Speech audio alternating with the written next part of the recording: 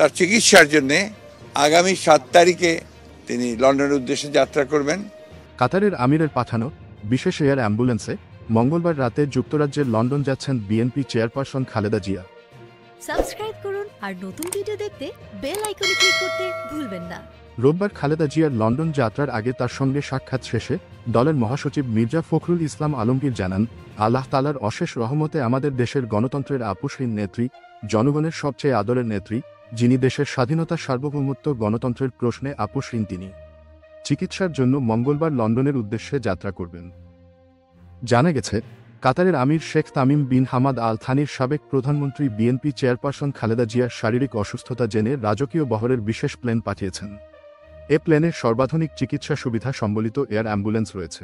Liver cirrhosis, হৃদরোগ, kidney সমস্যাসহ নানা স্বাস্থ্য জটিলতায় দীর্ঘদিন ভুগতে থাকা ৭৯ বছর বয়সী খালেদা জিয়া মঙ্গলবার রাতে প্রথমে লন্ডনে তার ছেলে বিএনপি ভারপ্রাপ্ত চেয়ারম্যান তারেক রহমানের কাছে যাবেন। লন্ডনে ছেলের বাসায় কয়েকদিন থাকার পর বিএনপি চেয়ারপারসন লিভারের উন্নত চিকিৎসার জন্য যুক্তরাষ্ট্রে যাবেন।